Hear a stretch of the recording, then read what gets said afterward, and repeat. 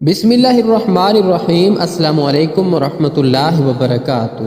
رسول اللہ صلی اللہ علیہ وآلہ وسلم کی احادیث میں واضح نشانیاں بیان کی گئی ہیں جن سے عمدہ اور اچھے خاتمے پر استدلال کیا جا سکتا ہے۔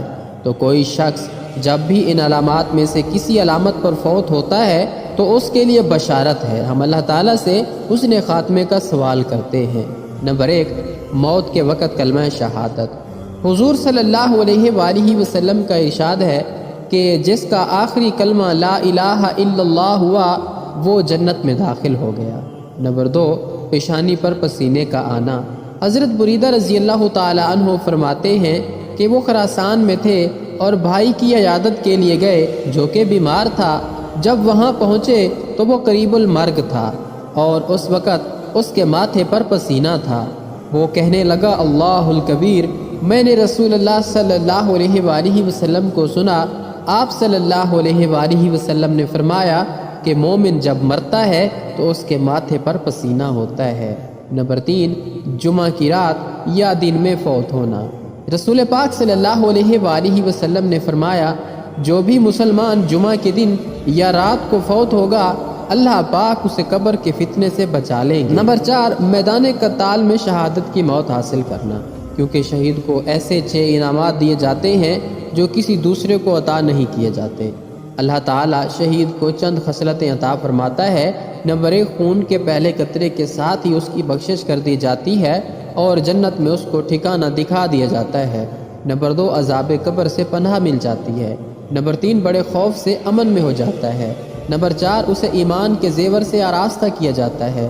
نمبر 5، موٹی آنکھ والی حوروں سے اس کا عقد کرایا جاتا ہے۔ نمبر 6، اپنی قریبی رشتہ داروں میں 70 کے حق میں اس کی شفاعت قبول کی جاتی ہے۔ اس شہادت کی ہر اس شخص کے لیے امید کی جا سکتی ہے جو صدق کے دل اور خلوص دل سے اس کی دعا کرے، اگرچہ وہ میدان جنگ میں شہید نہ ہی ہوا ہو۔ حضور صلی اللہ علیہ وآلہ وسلم کا ارشاد ہے جس نے صدق کے دل سے شہادت طلب کی وہ شہداء کی منازل کو پا لیتا ہے، اگرچہ اس کی موت اپنے بستر پر کیوں نہ آئے۔ اور اللہ پاک نے ارشاد فرمایا کہ اللہ کی راہ میں قتل ہونے والوں کو مردہ گمان نہ کرو، وہ اپنے رب کے پاس زندہ ہیں اور انہیں رزق دیا جا رہا ہے۔ نمبر 5، فی سبیل اللہ غزوہ کے لیے جاتے ہوئے تبھی موت سے وفات پا جانا۔ ارشاد باری تعالی ہے جو کوئی اپنے گھر سے اللہ تعالی اور اس کے رسول پاک کی طرف نکل کھڑا ہوا پھر اسے موت نے آ لیا تو بھی یقیناً اس کا اجر اللہ پاک کے ذمہ ثابت ہو گیا۔ حضور صلی اللہ علیہ وآلہ وسلم کا ارشاد ہے جو کوئی اللہ کی راہ میں نکلا اور مر گیا یا قتل ہوا تو وہ شہید ہے، یا اس کو گھوڑے یا اونٹ نے کچل کر مار ڈالا یعنی اس کی گردن توڑ دی، یا کسی موذی نے اس کو ڈس لیا یا اپنے بستر پر مر گیا، کسی بھی موت سے مرا وہ شہید ہے اور اس کے لیے جنت ہے۔ نمبر 6، طاعون کے مرض سے موت آنا۔ رسول پاک صلی اللہ علیہ وآلہ وسلم نے فرمایا طاعون ہر مسلمان کے لیے شہادت ہے، اور اس بارے میں اس حدیث کے علاوہ بھی بہت سی احادیث حضور صلی اللہ علیہ وآلہ وسلم سے ثابت ہیں۔ نمبر 7، پیٹ کی بیماری سے۔ حضرت ابو ہریرہ رضی اللہ تعالیٰ عنہ سے مروی ہے آپ صلی اللہ علیہ وآلہ وسلم سے روایت فرماتے ہیں کہ آپ نے فرمایا جو پیٹ کی بیماری کی وجہ سے مر گیا وہ شہید ہے۔ نمبر 8 اور 9، غرق ہو کر یا ملبے کے نیچے دب کر موت کا آنا۔ حضور پاک صلی اللہ علیہ وآلہ وسلم کا ارشاد ہے شہداء 5 قسم کے لوگ ہیں، طاعون والا، پیٹ کی بیماری والا، غرق ہونے والا، عمارت کے نیچے دبنے والا، اللہ کی راہ میں شہید ہونے والا۔ نمبر 10، 11 اور 12، جل کر، عورت کو حالت نفاس میں اور فالج کے سبب موت آنا۔ حدیث نبوی میں ان سب کو شہید قرار دیا گیا ہے۔ حضرت جابر رضی اللہ تعالیٰ عنہ سے روایت ہے کہ شہداء 7 قسم کے ہیں۔ اللہ کی راہ میں مارا جانے والا شہید ہے، پیٹ کی بیماری والا شہید ہے، جل کر مرنے والا شہید ہے، جو عمارت کے نیچے دب کر مر جائے وہ بھی شہید ہے، ایسی عورت جس کے پیٹ میں بچہ ہو اور وہ مر جائے وہ بھی شہید ہے۔ نمبر 13، سل کی بیماری میں موت آنا۔ نبی پاک صلی اللہ علیہ وآلہ وسلم نے ارشاد فرمایا اور سل یعنی ٹی بی کے مریض کے باعث موت آنا شہادت ہے۔ راشد بن جیش سے روایت ہے حضور صلی اللہ علیہ وآلہ وسلم نے فرمایا جو سل یعنی پھیپھڑوں کی بیماری میں مبتلا ہو وہ بھی شہید ہے۔ نمبر 14، 15 اور 16، اپنی جان، مال، دین، اہل و عیال اور عزت کے دفاع میں موت آنا۔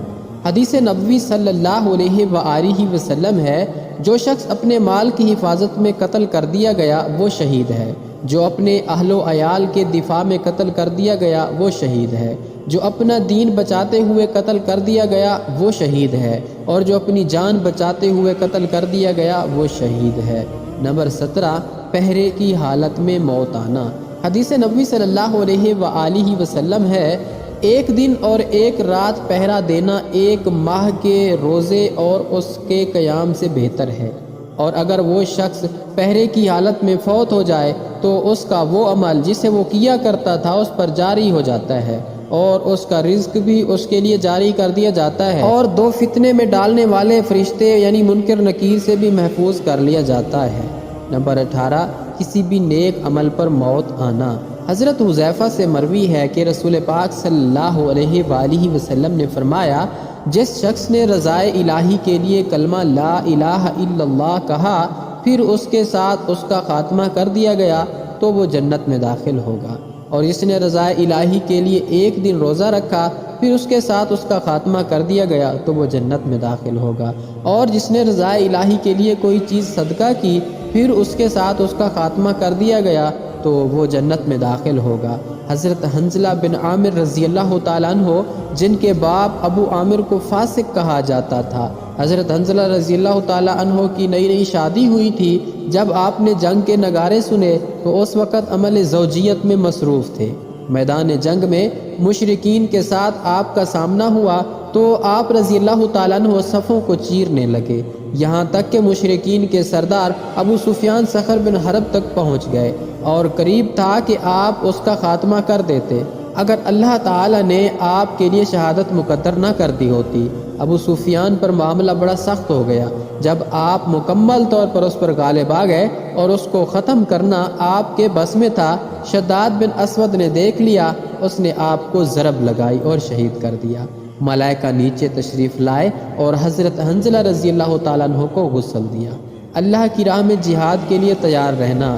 حضرت سلمان رضی اللہ تعالیٰ عنہ کی حضور صلی اللہ علیہ وآلہ وسلم سے صحیح حدیث سے ثابت ہے کہ آپ صلی اللہ علیہ وآلہ وسلم نے فرمایا، ایک دن اور ایک رات جہاد کے لیے تیار ہو کر رہنا ایک ماہ کے روزے اور قیام سے بہتر ہے۔ اگر اس کو موت آ جائے تو اس عمل کا ثواب جس میں تھا اس پر جاری رہے گا، اور اس پر رزق جاری کر دیا جاتا ہے اور وہ امن میں ہو جاتا ہے۔ لوگوں کا میت کی تعریف کرنا۔ ایک مرتبہ نبی پاک صلی اللہ علیہ وآلہ وسلم کے پاس سے ایک جنازہ گزرا تو لوگوں نے اس کی تعریف کی، اس پر رسول پاک صلی اللہ علیہ وآلہ وسلم نے 3 مرتبہ فرمایا، واجب ہو گئی۔ اسی طرح پھر ایک جنازہ گزرا تو لوگوں نے اس کی برائی بیان کی، اس پر رسول پاک صلی اللہ علیہ وآلہ وسلم نے 3 مرتبہ پھر فرمایا، واجب ہو گئی۔ حضرت عمر رضی اللہ تعالیٰ عنہ کے دریافت کرنے پر رسول پاک صلی اللہ علیہ وآلہ وسلم نے فرمایا، جس شخص کی تم لوگوں نے اچھی تعریف کی ہے اس کے لیے جنت واجب ہو گئی، اور جس کی تم لوگوں نے بری تعریف کی ہے اس کے لیے آگ واجب ہو گئی۔ اللہ پاک ہم سب کا خاتمہ ایمان پر اور احسن فرمائے، آمین یا رب العالمین۔